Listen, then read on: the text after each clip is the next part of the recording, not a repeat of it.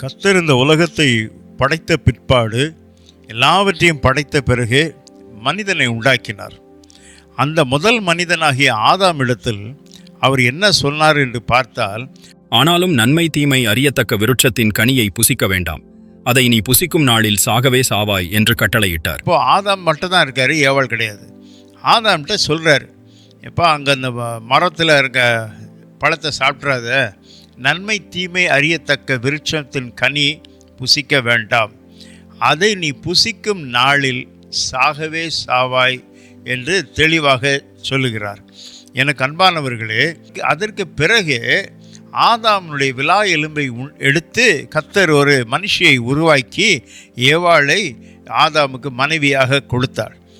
இந்த ஆதாம் வெளியில் சென்ற நேரத்தில் ஏவாள், அந்த சர்ப்பமானது ஏவாளிடத்தில் பேச ஆரம்பித்து விட்டது. ஆதியாகமம் 3ஆம் அதிகாரத்தை நீங்கள் பார்த்தீங்கன்னா, ஆரம்பத்தில் இருந்து ஸ்ரீக்கும் சர்ப்பத்துக்கும் ஒரு சம்பாஷணை நடக்கிறது. அதனுடைய விளைவு என்னன்னா, அவர்கள் இந்த பழத்தை சாப்பிட்டார்கள், பாவம் உலகத்தில் பிரவேசித்தது, அவர்கள் கர்த்தரோடு இருந்த நெருங்கிய தொடர்பு துண்டிக்கப்பட்டது. எனக்கு அன்பான சகோதரனை சகோதரியே, பாவம் என்பது என்ன? கர்த்தருக்கு மீறி கர்த்தருடைய விருப்பத்தை புண்படுத்துறது, இருதயத்தை புண்படுத்துவது தான் பாவம். கர்த்தர் எந்த காரியத்தை செய்யக்கூடாது என்று சொல்கிறாரோ அது செய்வது பாவம். கர்த்தருடைய வசனத்துக்கு மீறி நாம் செய்யவே கூடாது. 1 யோவான் 3ஆம் அதிகாரம் 4ஆம் வசனம் சொல்லுகிறது, நியாய பிரமாணத்தை மீறுவது பாவம். கர்த்தருடைய வசனத்தெல்லாம் நாம் ஜாக்கிரதையாய் பார்க்க வேண்டும். கர்த்தருடைய வசனத்துக்கு மீறி செயல்பட்டால் அது பாவமாய் இருக்கிறது. நாம் கர்த்தருடைய இருதயத்தை புண்படுத்த வேண்டுமா? இவ்வளோ பெரிய பாவமா, எவ்வளோ பெரிய சாபம் வரும் தெரியுமா உனக்கு? கர்த்தரிடத்தில் நீ நெருங்கி இருந்தால் ஆசீர்வாதம், கர்த்தர் இடத்தில் நெருங்கி இருந்தால் உனக்கு உண்மையான ஆன்மீகத்தன்மை வளர்ந்து கொண்டே இருக்கும். ஆனால் துணிகரமாக பாவம் செய்யும் பொழுது ஒரு பெரிய சாபம் அவனுக்குள் பிரவேசிக்கிறது. பரிசுத்த வேதாகமத்தை நீங்கள் வாசித்து பார்க்கும் பொழுது, எசேக்கியேல் தீர்க்கதரிசியின் புஸ்தகம் 18ஆம் அதிகாரம் 4ஆம் வசனம் தெளிவாக என்ன சொல்லுகிறது? இதோ எல்லா ஆத்துமாக்களும் என்னுடையவைகள், தகப்பனின் ஆத்துமா எப்படியோ அப்படியே மகனின் ஆத்துமாவும் என்னுடையது, பாவஞ்செய்கிற ஆத்துமாவே சாகும். அதில் வசனத்தை நல்லா பாருங்க, பாவங்களை செய்கிற ஆத்துமா சாகும்னு சொல்லலை, ஒரே ஒரு பாவம் செய்கிற ஆத்துமா சாகும். எவ்வளோ பெரிய பரிதாபமான ஒரு நிலைமையை பாருங்கள். ஒரு மனுஷனுடைய வாழ்க்கையில் கர்த்தருக்கு பிரியமில்லாத காரியத்தில் ஈடுபடுவது, கர்த்தருக்கு விரோதமாக நாம் செயல்படுவது பாவமாய் இருக்கும். இன்னைக்கு நம்ம கடைசி காலத்தில் வாழ்ந்துட்டுருக்கோம். நம்முடைய ஆத்துமாவை நாம் பாதுகாக்க வேண்டும், நம்முடைய ஆன்மீகத்தன்மையை நாம் பாதுகாக்க வேண்டும். எங்கே பார்த்தாலும் மக்கள் இன்றைக்கு துணிகரமாக கர்த்தருக்கு பிரியமில்லாத காரியத்தில் ஈடுபட்டு கர்த்தருக்கு விரோதமான காரியத்தில் தலையிட்டு முடிவில் பயங்கரமான சாபத்தை வாங்கி கொள்ளுகிறார்கள். வேதாகமத்தில் வாசிக்கும் பொழுது இந்த பரந்த உலகத்தில் நாம் வாழ்கிறோம். எரேமியா தீர்க்கதரிசியின் புஸ்தகம் 10ஆம் அதிகாரம் 2ஆம் வசனம் என்ன சொல்லுகிறது? புறஜாதிகளுடைய மார்க்கத்தை கற்றுக்கொள்ளாதிருங்கள். நம்ம ரொம்ப ஜாக்கிரதையாக இருக்கோம். ஏனென்றால் நாம் அந்த மார்க்கத்தை கற்றுக்கொள்ள வேண்டிய அவசியம் இல்லை. வானத்தின் அடையாளங்களினாலே புறஜாதிகள் கலங்குகிறார்களே என்று சொல்லி நீங்கள் அவைகளினால் கலங்காதிருங்கள். புறஜாதியுடைய மார்க்கத்தை நாம் கற்றுக்கொள்ளவே கூடாது. அவர்களுடைய வழிபாடுக்குள் நாம் உடன்படக்கூடாது. அவர்களுடைய கோட்பாடுகளை நாம் வழிமொழியக்கூடாது. கர்த்தருக்கு பிரியமில்லாத காரியத்தில் நாம் ஈடுபடவே கூடாது. நாம் வேறு பிரிக்கப்பட்ட மக்கள், இயேசுவின் இரத்தத்தினால் கழுவப்பட்ட மக்கள். நாம் இன்றைக்கு இருளின் அந்தகாரத்திலிருந்து ஆச்சரியமான ஒளிக்குள் நம்மை கர்த்தர் கொண்டு வந்திருக்கிறார். எனவே அந்த விதமான தவறான கோட்பாடுகளுக்குள் நம்மை ஆத்மாவை அழித்து விடக்கூடாது, சீரழித்து விடக்கூடாது. கடைசி மணி நேரத்தில் வாழ்கிறோம். உலகத்தில் பாவத்தை மனுஷன் தவறி விழுகிறான், தெரிந்து விழுகிறான், தெரியாமலேயும் விழுகிறான். கலாத்தியர் 4ஆம் அதிகாரம் 10ஆம் வசனத்தை நீங்கள் வாசித்து பாருங்க. நாட்களையும் மாதங்களையும் காலங்களையும் வருஷங்களையும் பார்க்கிறீர்களே. இன்னைக்கு உலகம் முழுதும் மக்கள் எப்படி இந்த தவறான காரியத்தில் மனம் போல போக்கில் விழுந்து விடுகிறார்கள். நாட்களை பார்க்கிறார்கள். ஐயோ, இது செவ்வாய்க்கிழமை செய்யக்கூடாது, வெள்ளிக்கிழமை செய்யக்கூடாது என்று சொல்லி அவர்களுடைய சித்தாந்தத்தை மனதில் வைத்துக்கொண்டு கர்த்தருக்கு பிரியமில்லாத காரியத்தில் ஈடுபடுகிறார்கள். நாட்களை பார்க்கிறவர்கள். அது மாத்திரமா, வருடத்தில் 12 மாதம் உண்டு. அந்த 12 மாதத்தில் ஆடி மாதம் வந்தாலே அந்த ஆடி பிறக்கிறதுக்கு முந்தைய திருமணத்தை முடித்து விடுவார்கள். ஆடிக்கு முன்னாலே எல்லா வேலையும் முடிச்சிடுவாங்க. ஆடிக்கு பிறகு தான் நம்ம எல்லாம் ஆரம்பிப்பாங்க. இது மதியீனமான காரியம், வசனத்துக்கு புறம்பான வாழ்க்கை காரியமாக இருக்கிறது. திருமணமான பிற்பாடு வேகமாக ஆடிக்கு முந்தைய கல்யாணத்தை முடிச்சிருவாங்க. அதுக்கப்புறம் கணவனும் மனைவியும் ஆடி பிரிப்புன்னு பிரிச்சிருவாங்க. இது பிசாசுடைய தந்திர செயல்கள். அதுலேயும் விழுந்து விடுவார்கள். அது மாத்திரமா, காலங்களை பார்க்கிறார்கள். ஒரு நாளைக்கு எந்த நேரம் ராகுகாலம், எந்த நேரம் யமகண்டம், அதையெல்லாம் குடும்ப நன்றாக பார்த்து கொண்டே இருப்பார்கள். முடிவு என்ன? சாபத்தை வருவிப்பார்கள். ஒரு நாளைக்கு 24 மணி நேரம் கர்த்தர் நம்மோடு கூட இருக்கிறார். கர்த்தர் நம்ம கூட இருக்கிறார். நாம் ஏன் இவ்விதமாக உலக பிரகாரமான காரியங்களில் நாம் ஈடுபட வேண்டும்? அது மாத்திரமா, வருஷங்களையும் பார்க்கிறார்களே. என் பொண்ணுக்கு ஒத்த வருஷத்தில் கல்யாணத்தை பண்ண மாட்டேன், 2 வருஷத்தில் தான் கல்யாணம் பண்ணுவேன் அப்படியே சொல்கிற பெற்றோர்கள்லாம் உண்டு. அந்த அதிகாரத்தை ஆரம்பிக்கும் பொழுது பவுல் தெளிவாக சொல்கிறாரு, புத்தி இல்லாத கலாத்தியரே.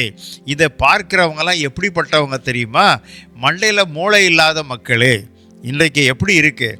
12 மாதமும் நல்ல மாதம்தான், எல்லா வருஷமும் நல்ல வருஷம்தான்.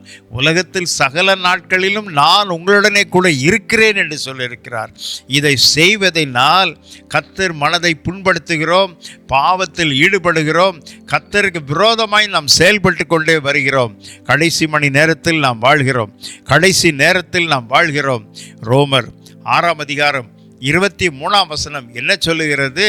பாவத்தின் சம்பளம் மரணம், தேவனுடைய கிருபை வரமோ நம்முடைய கர்த்தராகிய இயேசு கிறிஸ்துவினால் உண்டான நித்திய ஜீவன். அந்த ஒரே ஒரு கனியை புசித்த ஆதாம் ஏதேன் தோட்டத்தை விட்டு விரட்டியடிக்கப்பட்டார். இன்று எத்தனை பேர் துணிகரமாக பாவத்தில் ஈடுபடுகிறவர்கள் உண்டு. அதிலிருந்து திரும்புவதும் கிடையாது. மொத்தமாக அவர்களுடைய ஆத்மாவை கெடுத்து ஆவியை அழித்து நித்திய நரகத்துக்கு போய்விடுகிறார்கள். கடைசி மணி நேரத்தில் நாம் வாழ்கிறோம். நாம் ஜாக்கிரதையாக இருக்க வேண்டும். பாவம் ஒரு மனுஷனுக்கு பரலோகத்துக்கு போவிடாதபடி தடுத்து நிறுத்தும். கர்த்தரை ஏற்றுக்கொண்ட விசுவாசியே, நீ இயேசுவை சொந்த ரட்சகராக ஏற்றுக்கொண்டிருக்கலாம். ஆனால் வேதம் என்ன சொல்லுகிறது? முடிவு பரிந்து நிலைத்திருப்பவனே ரட்சிக்கப்படுவான். கடைசி வரைக்கும் நிலைத்திருப்பவனே ரட்சிக்கப்படுவான். கடைசி மணி நேரத்திலே நாம் வாழ்கிறோம். கடைசி மணி நேரத்தில் நாம் இருக்கிறோம். நம்முடைய ஆத்மா நாம் காத்து கொள்ள வேண்டும். நம்முடைய ஆவி ஆத்மா சரீரத்தை நாம் காத்து கொள்ள வேண்டும். கரைபடாதபடி நாம் காத்து கொள்ள வேண்டும். முடிவு பரிந்து நிலைத்திருப்பவனே ரட்சிக்கப்படுவான். கர்த்தரோடு இசைந்திருக்கிறாயா? நீ பாக்கியவான், பாக்கியவதி.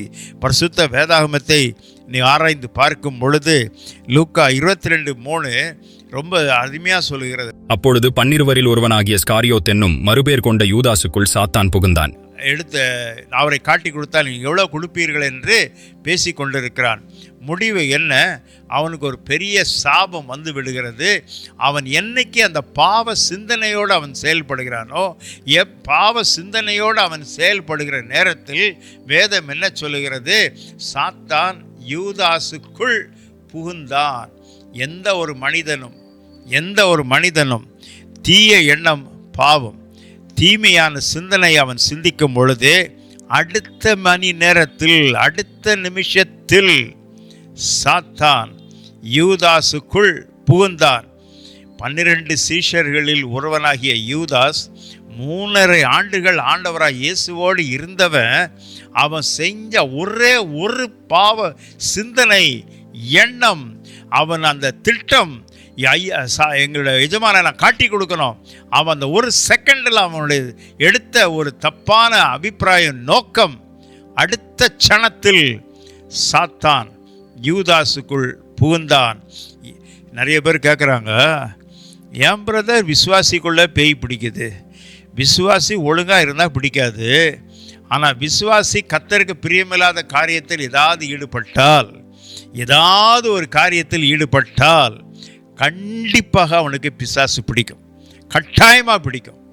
இயேசுநாதர் கூட இருந்த யூதாசுக்குள்ளே சாத்தான் புகுந்தான்னா, நீ இயேசுநாதரை நேரைய பார்த்ததில்லை, கூட இருந்ததில்லை.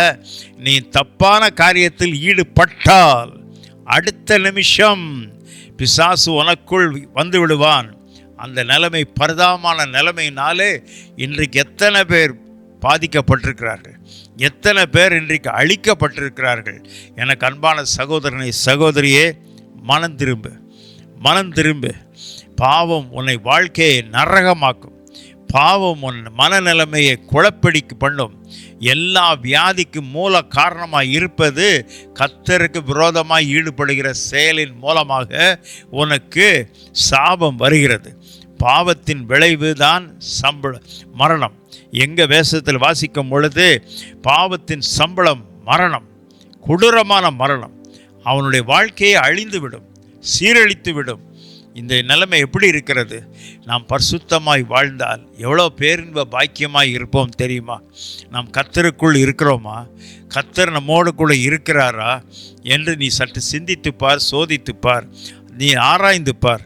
ஆண்டவருக்குள்ளே நான் இருக்கிறேன்னா, கர்த்தருக்கு பிரியமில்லாத எந்த ஒரு காரியத்தில் ஈடுபட்டால், கர்த்தருடைய மனசை புண்படுத்துகிற எந்த ஒரு காரியத்திலும் ஈடுபட்டால், அந்த பாவத்தின் மூலமாக தான் வேறொரு ஆவி உனக்குள் நுழைய ஆரம்பிக்கும். ஜாக்கிரதையாய் இருக்க வேண்டும். சவுல் முதல் இஸ்ரேல் அரசனாக சாமுவேல் தீர்க்கதரிசியினால் நியமிக்கப்பட்டான், அபிஷேகம் பண்ணப்பட்டான்.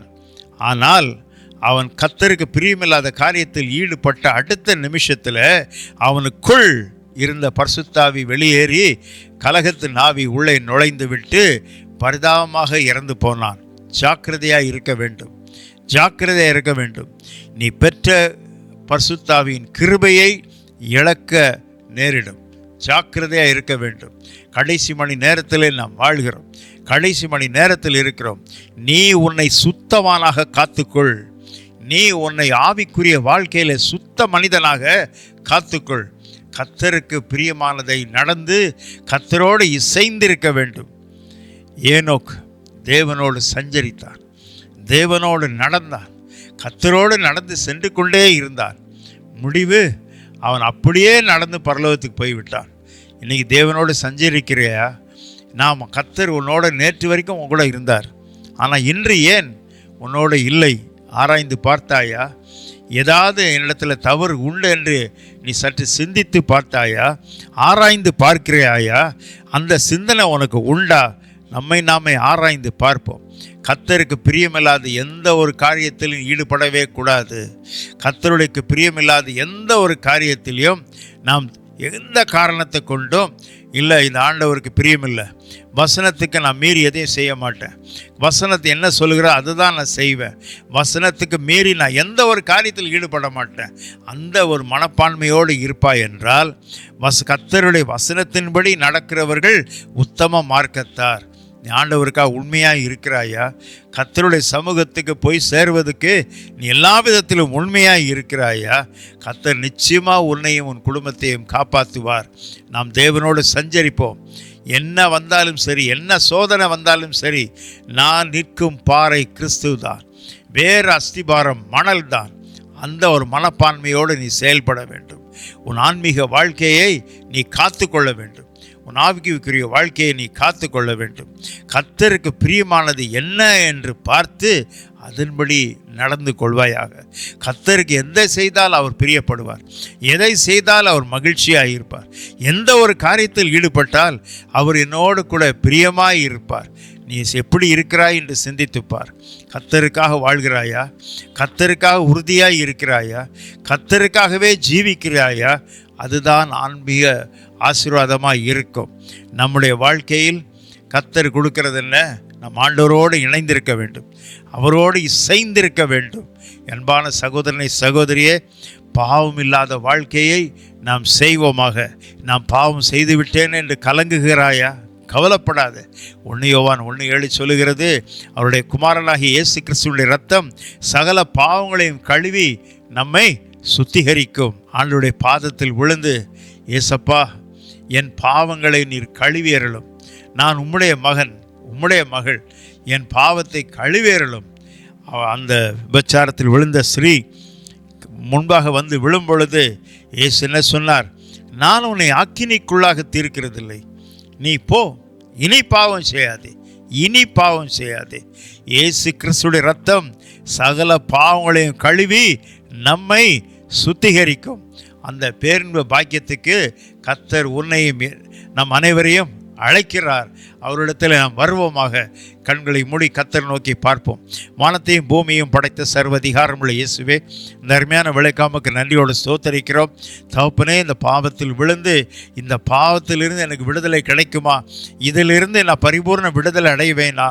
நான் இந்த பெரிய பாவம் தவறுகளை செய்து விட்டேனே, எனக்கென்று ஒரு வாழ்க்கையில் ஒரு விடுதலை கிடைக்குமா என்று தவிக்கிற ஒவ்வொரு சகோதரனையும் சகோதரியும் உம்முடைய பாதத்தில் வைக்கிறேன். அவர்களுக்கு ஒரு விடுதலையை நீர் கட்டளையிடும்படி நாங்கள் ஜெபிக்கிறோம். குமாரன் உன்னை விடுதலையாக்கினால் மெய்யாகவே விடுதலை ஆவீர்கள். உம்முடைய இரத்தத்தினாலே உம்முடைய பிள்ளைகளுடைய பாவங்களை கழுவீராக. அவர்கள் தங்களுடைய பாவத்தை உம்மிடத்தில் வந்து அறிக்கை செய்யும் பொழுது அனைத்து பாவங்களையும் மனம் இறங்கி எல்லா பாவங்களையும் முழு மனசுடன் அத்தனை பாவத்தையும் கழுவி அவர்களை சுத்தம் பண்ணுவீராக. ஒருவன் கிறிஸ்துவுக்குள் இருந்தால் புதிய சிருஷ்டியாய் இருக்கிறான். பழையவைகள் எல்லாம் ஒளிந்து போயின, எல்லாமே புதிதாயின. அந்த பேரின்ப பாக்கியத்துக்கு இந்த பிள்ளைகளை கொண்டு வருவீராக. இயேசுவின் நாமத்தில் பிதாவே, ஆமென்.